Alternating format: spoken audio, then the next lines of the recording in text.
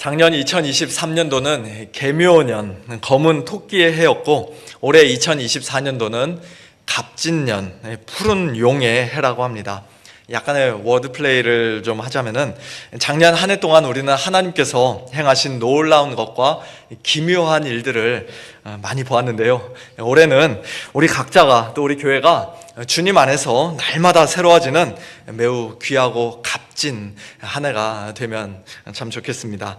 날마다 새로워지는 교회라는 올해 우리 교회의 표현은 방금 전에 우리가 함께 읽었던 고린도 후서 4장 16절에 근거한 것입니다. 그러므로 우리가 낙심하지 아니하노니 우리의 겉사람은 낡아지나 우리의 속사람은 날로 새로워지도다. 이 구절에 교회가 날로 새로워진다라는 직접적인 표현은 없습니다만, 그러나 우리 성도들이 새로워지는 것이 곧 교회가 새로워지는 것이기에 결국에는 다 일맥상통하는 말씀이라고 할 수 있겠습니다. 올 한 해 저와 여러분이 개인적으로나 가정적으로 또 우리 교회가 공동체적으로 뭔가 새로워져야 할 것들이 많이 있을 텐데요. 우리 성도님들은 과연 어떤 것들이 새로워지기를 바라고 기대하십니까? 또 그렇게 새로워지기 위해 무슨 결심을 하셨고 어떤 노력을 기울이시렵니까? 하루가 다르게 몸이 점점 더 약해져 가는 것을 피부로 느끼면서 경각심을 가지고 집 근처 짐에 등록을 하거나 어떤 새로운 운동을 해야겠다라고 그렇게 결심하신 분 혹시 계십니까? 미국 처음 건너올 때는 그래도 영어를 좀 했었는데 그때가 영어를 제일 잘했던 것 같고, 지금 20년, 30년째 또는 40년 이상 이렇게 미국에 살다 보니까 이 오렌지 카운티 지역에 살다 보니까 영어 쓸 일이 없어서 오히려 다 이제 잊어버리고 이래서는 안 되겠다, 올해부터 새롭게 내가 영어를 좀 공부해야겠다, 그렇게 결심하신 분 혹시 계십니까? 또는 작년에 실패했던 성경 통독을 올해에는 반드시 내가 한번 해보리라, 그렇게 굳게 마음을 먹고 결심하신 분 계십니까? 다 좋은 결심입니다. 하나같이 다 좋은 결심입니다.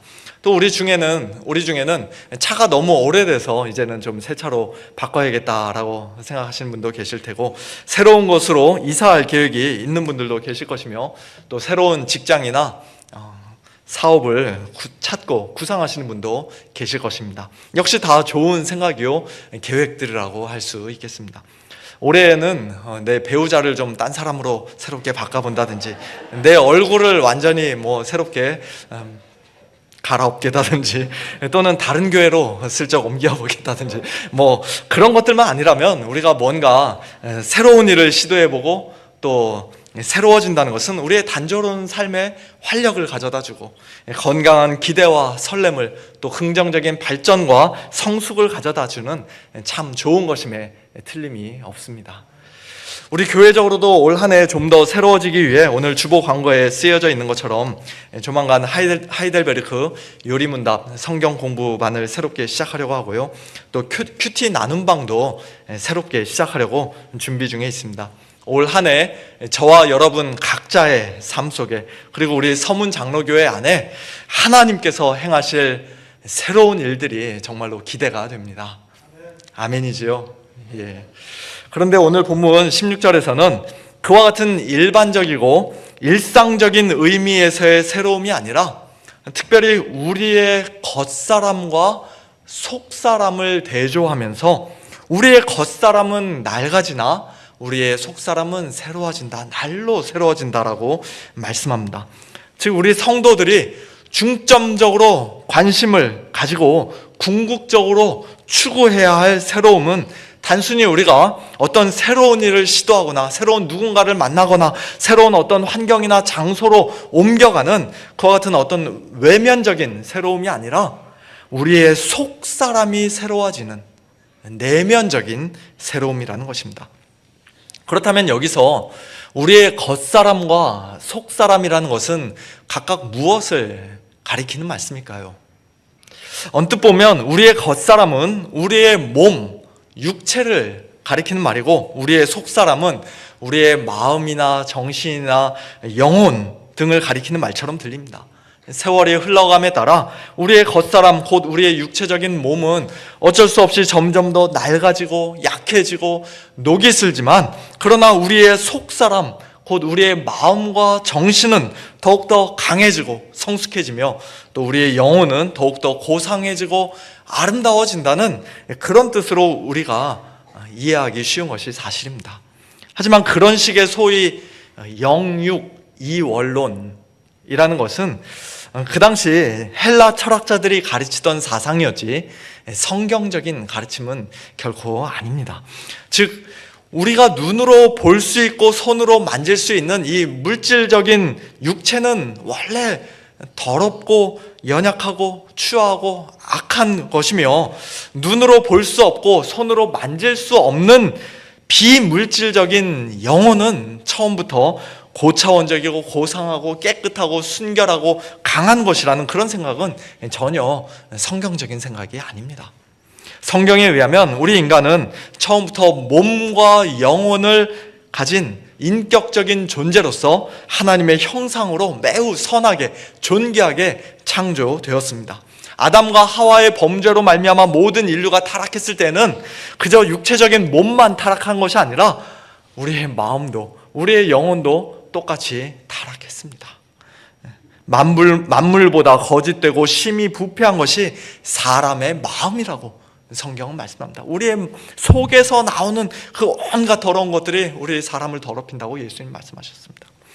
그런 우리를 하나님께서 오직 은혜로 오직 예수 그리스도를 통해 구원해 주셨는데요, 구원받은 우리 성도들의 최종적이고 궁극적인 소망은 한평생 우리 몸에 갇혀있던 영혼이 이 육체의 감옥을 벗어나 이제 자유롭게 천국으로 헐헐 날아가고 올라가는 것이 아니라 예수님 재림하시는 날, 이 세상 마지막 날 예수님과 똑같은 영광스러운 부활의 몸으로 온전히 100% 성령 충만한 가장 신령한 몸으로 호련히 변화되고 새롭게 덧입는 것입니다. 우리의 몸을 우리가 무시할 수 없다는 것이에요. 마지막 소망은 결국 몸의 부활입니다. 한마디로 오늘 본문에서의 겉사람은 단순히 우리의 몸이요, 우리의 속사람은 우리의 마음과 영혼인 그런 것이 아니라는 말씀입니다. 만일 그런 것이었다면 우리 성도들뿐만 아니라 이 세상 사람들 역시도 남들보다 상대적으로 의지가 강하고 정신력이 아주 강한 그런 사람들은 자기들의 겉사람은 낡아지나 그러나 속사람은 날마다 새로워진다, 더욱더 나는 강해지고 있다라고 얼마든지 말할 수 있었을 것입니다. 하지만 오늘 본문에서 말씀하는 겉사람과 속사람의 대조는 오직 우리 성도들에게만 있을 수 있는 대조입니다. 오직 성도들만 이 말씀을 할 수 있는 것입니다. 왜냐하면 이 세상 사람들, 예수님을 믿지 않는 사람들, 하나님을 알지 못한 사람들에게는 속사람이라는 것이 아예 있지 않기 때문입니다. 여기서의 겉사람은 한마디로 말하자면 지금 우리가 살고 있는 이 세상 질서에 속한 것이요, 속사람은 예수 그리스도 안에서 완전히 새로운 피조물이 되고 성령으로 거듭난 우리 성도들에게 선물로 주어진 하나님 나라의 질서, 본질적으로는 내세에 속한 그 모든 것을 속사람이라고 표현하고 있습니다. 그러므로 우리의 겉사람이 낡아진다는 것은 옛날 한글 개역성경에서는 후패한다라고 그렇게 번역을 했었는데요, 1차적으로는 우리 성도들이 이 세상 사람들과 똑같이 점점 약해지고 늙어가고 병이 들고 결국 죽게 되는 그와 같은 자연적인 질서를 가리키는 말일 뿐만 아니라 그것도 포함하는 것이죠. 그러나 거기서 한 걸음 더 나아가 우리가 하나님을 섬기고 예수님을 믿는다는 이유로, 예수님을 전하고 증거한다는 이유로 이 세상 사람들에게 미움과 박해와 고난과 환난을 당하는 것까지도 포함하는 것입니다. 이 세상 사람들은 그와 같은 의미로 겉사람이 낡아지진 않습니다. 그냥 같이 세월이 흘러가는 그럼으로써 그냥 겉사람이 낡아지는 것이지, 속사람이 더 강력하게 발현되고 나타남으로써 예수님을 믿는 성도다운 모습으로 삶으로써 겉사람이 박해를 받고 환난을 받는 그런 일은 세상 사람들은 없습니다. 그래서 우리가 잠시 받는 환난에 경한 것이라는 말씀을 사도 바울이 바로 이어 17절에서 하고 있는 것이에요. 겉사람이 낡아지는 것을 환난 받는 것과 연결시켜서 말씀하고 있습니다. 우리 성도들의 겉사람이 낡아지는 것은 곧 우리가 이 땅에서 환난을 받는 것인데, 그 환난은 영원히 계속되는 것이 아니라 잠시 받는 것이라고 말씀합니다. 또 도저히 견딜 수 없고 어깨에 짊어질 수 없을 정도로 너무 중하고 무거운 것이 아니라 아주 경한 것이라, 가벼운 것이라고 말씀합니다. 또한 18절에서도 그와 비슷하게 우리의 겉사람이 낡아지는 것과 이 땅에서 우리가 잠시 받는 그 환난의 경한 것을 가리켜서, 또 우리가 사는 이 세상과 세상에 속한 모든 질서를 가리켜서 우리 눈에 보이는 것이라고 표현하며, 그 우리 눈에 보이는 것은 아주 잠깐이다, 영원히 지속되지 않는다, 오래가지 않는다, 잠깐만 존재하는 것이라고 그렇게 말씀합니다. 그런 모든 것들과는 달리 우리의 속사람은 조금도 낡아지지 않고 오히려 날로 새로워집니다. 세월이 흘러간다고 낡아지지 않습니다. 즉 거듭난 우리 성도들의 참된 자아, 하늘에 속한 우리의 신령한 새 생명은 날로 새로워지는 가운데 예수님의 영광스러운 형상을 더욱더 닮아갑니다. 이 세상 마지막 날 마침내 완성될 하나님의 나라, 새 하늘과 새 땅, 새 예루살렘 성에서 우리 성도들이 장차 누리게 될 그 영광은 잠깐 있다가 곧 사라질 한낱 일시적이고 가벼운 영광이 아니라 지극히 크고 영원한 영광이요, 가장 무겁고 중한 영광이라고 17절에서는 말씀합니다. 또 18절에서는 보이지 않는 것이 영원하다라고 말씀합니다. 눈에 보이는 것은 즉 우리의 낡아지는 겉사람과 이 땅에서 잠시 받는 환난과 또 우리가 살고 있는 이 세상 자체는 잠깐이지만, 우리 눈에 지금 보이지 않는 것은, 그러나 마지막 날 예수님 재림하시는 그날에는 우리 두 눈으로 똑똑히 보게 될 그 모든 영광은 영원하다라고 말씀합니다. 결국 이 모든 대조는 한마디로 우리의 정체성이 과연 무엇인가? 우리는 무엇을 더 중요하게 생각하는 사람들인가? 우리가 궁극적으로 바라보고 주목하는 것은 과연 무엇인가? 그런 것들 사이의 차이라고 할 수 있습니다. 우리 성도들은 잠깐 있다가 결국 사라지게 될 이 땅에 속한 자들이 아니라 영원하고 영광스러운 하나님 나라에 속한 자들입니다.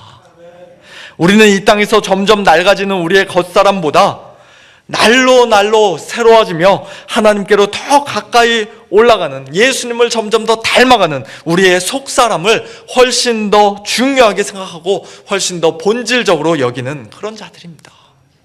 우리의 겉사람이 아니라 우리의 속사람이 우리 성도들의 참된 자아요, 진정한 정체성인 것이에요. 우리는 이 땅에서 한평생 사는 동안 건강하고 부하고 남부럽지 않게 크게 성공하고 사람들에게 칭찬과 인정받는 것을 가장 중요하게 생각하거나 그것들을 우리 인생의 최종적인 목표로 삼고 사는 자들이 아니라, 비록 우리의 겉사람은 낡아질지언정 이 세상에서는 연약하고 가난하고 별로 내세울 것 없고 오히려 사람들에게 무시당하고 환난과 박해를 받을지언정 하나님의 은혜로 우리의 속사람이 날마다 새로워지면, 또 에베소서 3장 16절 말씀과 같이 하나님께서 그의 영광의 풍성함을 따라 그의 성령으로 말미암아 우리의 속사람을 능력으로 강건하게 하시면, 그래서 우리의 믿음이 더욱더 견고해지고 예수님의 형상을 우리가 점점 더 닮아가게 되면 그것으로 기뻐하고 만족하는 자들입니다. 그런 사람들이 성도예요. 성도. 우리는 우리의 겉사람이 낡아진다고 해서, 잠시 고난과 환난을 받는다고 해서 마치 모든 것을 다 잃은 양 낙심하거나 좌절하거나 하나님을 원망할 필요가 없습니다. 오히려 우리가 이 땅에서 받는 환난조차도 우리의 성화를 위한, 우리의 또 영화를 위한 귀한 도구로 하나님께서 아름답게 사용하시고, 아름다운 도구로 사용하시고 그 모든 것을 이루셔서 우리로 하여금 결국에는 영원한 영광이 중한 것을 누리게 하실 것을 우리가 분명히 믿기에, 지금 모든 것을 합력하여 선을 이루시는 하나님께서 마침내 우리 성도들에게 지극히 크고 영원한 영광을, 가장 무거운 영광을 선물로 주시고 영원토록 풍성히 누리게 하실 것을 우리가 분명히 확신하기에 우리는 이 땅에서의 환난을 아주 작고 가벼운 것으로, 일시적인 것으로 여기며 그 모든 것을 참고 넉넉히 이길 수 있습니다. 환난 그 자체가 정말 객관적으로 아주 작고 시시하고 별것 아니고 그냥 아주 짧은 것이어서가 아니라, 또는 우리가 아무리 두들겨 맞아도 전혀 아픔을 느끼지 못하는, 아니 오히려 좋다 하면서 맞을 때마다 쾌감을 느끼는 그런 이상한 사람들이어서가 아니라, 우리가 장차 온전히 누리게 될 지극히 크고 영원한 그 영광의 무게에 비교할 때 이 세상에서 우리가 당하는 환난의 그 무게는 아주 작고 가볍다는 것입니다. 사도 바울이 고린도 후서 11장에서 본인이 당했던, 자기가 당했던 여러 가지 환난들, 예를 들면 감옥에 여러 번 갇히고 수도 없이 매를 맞고 죽을 위기도 많이 넘기고 온갖 위험과 수고와 지독한 고생과 궁핍을 경험했던 그 모든 환난은 오늘날 우리 같은 평범한 사람들이 보기에는 저거 어떻게 다 당했나, 어떻게 다 참았나 싶을 정도로 너무나도 크고 엄청난 환난들임에 틀림이 없습니다만, 1, 2년 이를 악물고 견디면 곧 끝나는 것이 아니라 예수님 믿은 직후부터 이 세상 떠날 때까지 수십 년 동안 계속 지속됐던 고난이요, 또 그가 만일 예수님을 믿지 않았더라면 굳이 당하지 않았어도 될 그런 환난이었지만, 그럼에도 불구하고 사도 바울은 자기가 이 땅에서 받는 그 모든 엄청난 환난을 자기가 장차 영원토록 온전히 풍성히 누리게 될 그 영광과 함께 저울 위에 올려놓고 무게를 달아본 것이에요. 어느 쪽이 더 무거운가? 저울의 한쪽 팔에는 환난을, 이 땅에서 잠깐 받는 환난을, 반대쪽 팔에는 영광을, 하나님 나라에서 영원토록 누리게 될 그 무거운 영광을 올려놓고서는 둘 중에 누가 더 무거운가? 둘 중에 어떤 것이 더 가치가 있는가? 무게를 달아본 것입니다. 어느 쪽으로 기울겠습니까? 당연히 영광 쪽으로 무게가 기운다는 것입니다. 우리가 그리스도 안에서 장차 온전히 누리게 될 그 영광은 지극히 크고 영원한 영광이요, 가장 중요하고 무거운 영광이기 때문입니다. 하나님께서 우리를 위해서 예비하신 것이 시시한 것이 아니기 때문이에요. 이만큼 준비해 놓으시고서는 생색내시는 그런 하나님이 아니라 우리가 상상조차 할 수 없는 것을 하나님은 예비해 놓고 계십니다. 로마서 8장 18절에서도 사도 바울은 생각하건대 현재의 고난은 장차 우리에게 나타날 영광과 비교할 수 없도다 라고 오늘 본문에서와 똑같이 말씀합니다.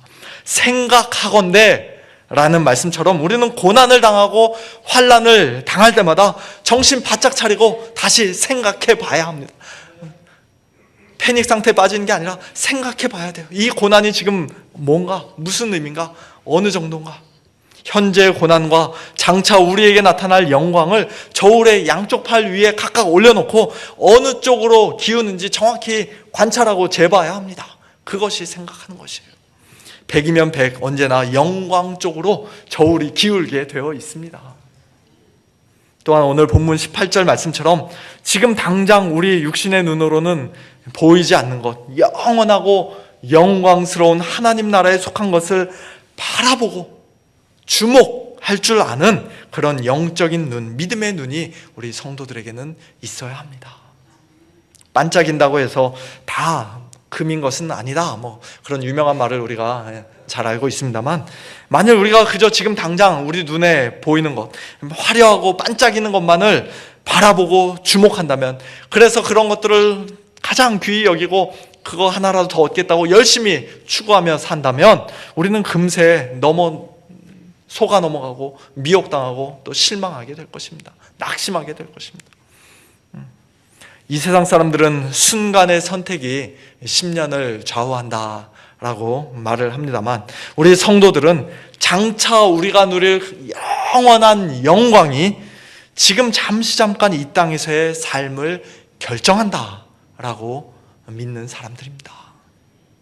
지금 나의 순간의 선택으로 나의 영원한 미래가 결정되는 게 아니라 이미 하나님 안에서 받은 그 은혜, 예수 그리스도 안에서 누리는 그 은혜, 이미 약속받은 그 놀라운 영광에 비추어서 오늘 현재를 해석하고 바라보면 지금 이 땅에서 우리가 받는 그 모든 고난과 환난은 아주 작은 것으로 보이게 된다는 것입니다.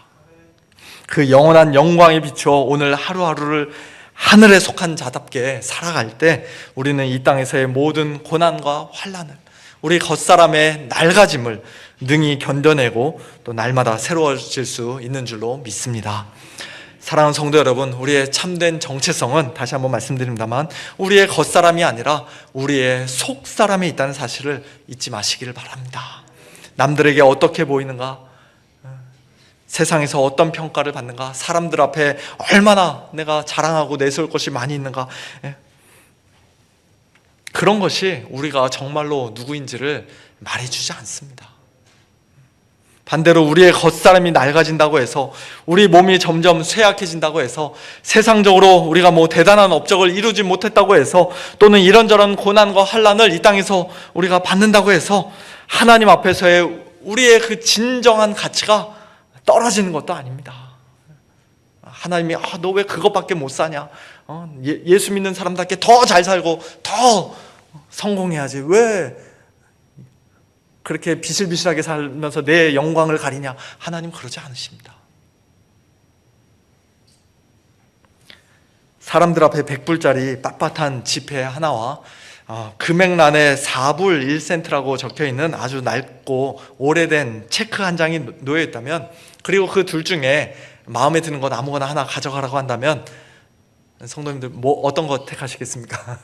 아마 대부분의 사람들 당연히 100불짜리 지폐를 가져가겠죠. 그 체크 4불 1센트라고 이미 벌써 써져 있고 또 수십 년 된 그런 체크 뭐에 쓰겠습니까? 아무 가치가 없는 체크처럼 보입니다. 하지만 그런 체크가 1976년 애플의 스티브 잡스가 어느 가게에서 4불 1센트짜리 어떤 물건을 사고 자기 친필 사인을 해서 그 물건값을 지불했던 저 체크가 며칠 전에, 얼마 전에 경매에서 37,000불에 팔렸다고 합니다. 어마어마한 가치를 지닌 체크이죠. 37,000불. 그거 돈 주고 산 사람은 저거 가지고 뭐 할지는 모르겠습니다.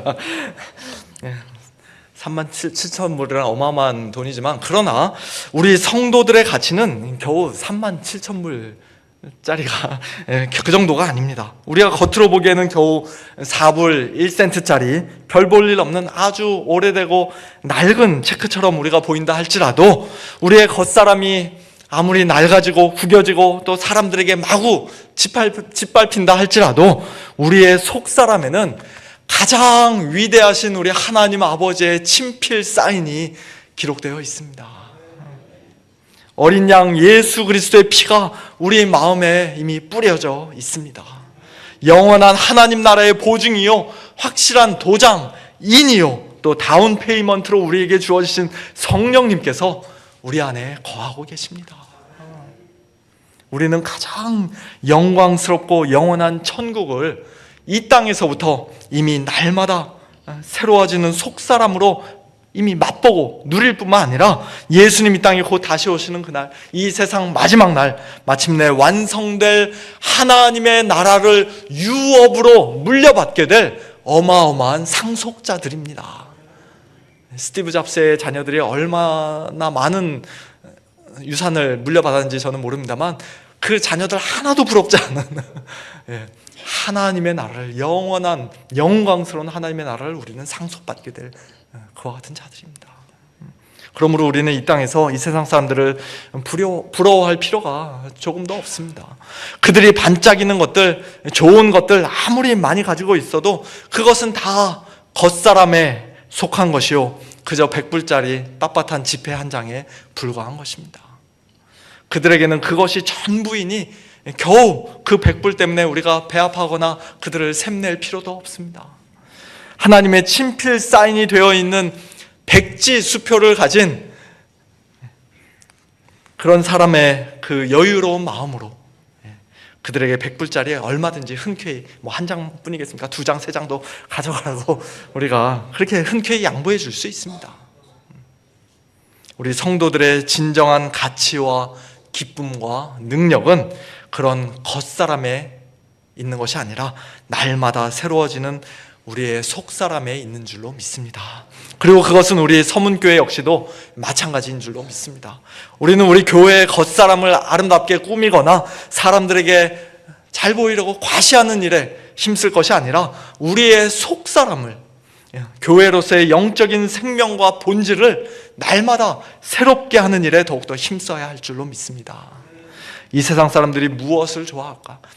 어떻게 하면 그들에게 좀 더 재미있고 매력적인 교회가 될 수 있을까? 그런 고민으로 밤을 지새우기보다는 어떻게 하면 우리의 매주일 예배가 더욱더 영과 진리로 아버지께 드려지는 참된 예배, 하나님을 영화롭게 하는 신령한 예배가 될 수 있을까? 어떻게 하면 하나님의 진리의 말씀으로 또 기도로 우리의 마음과 생각이 날마다 새로워지고 우리의 삶에 아름다운 열매를 맺을 수 있을까? 어떻게 하면 더욱더 열정적이고 지속적인 전도와 선교를 함으로써 우리가 교회로서의 본질, 영혼 구원의 그 막중한 사명을 더욱더 온전히 회복하고 잘 감당하고 또 날마다 새로워질 수 있을까? 어떻게 하면 성도들 서로 간에 미움과 반목과 갈등이 아닌 진실한 사랑과 겸손한 섬김으로 온전한 하나됨을 이루고 교회에서 작은 천국을 이루며 날마다 우리가 새로워질 수 있을까? 또 어떻게 하면 우리의 자녀들과 손주들을 이 세상에 소망을 두지 않고 영원한 하나님의 나라를 바라고 소망하며 사는, 하나님의 영광을 위해 한평생 살아가는 그런 하나님의 사람들로 양육하고 교육할 수 있을까?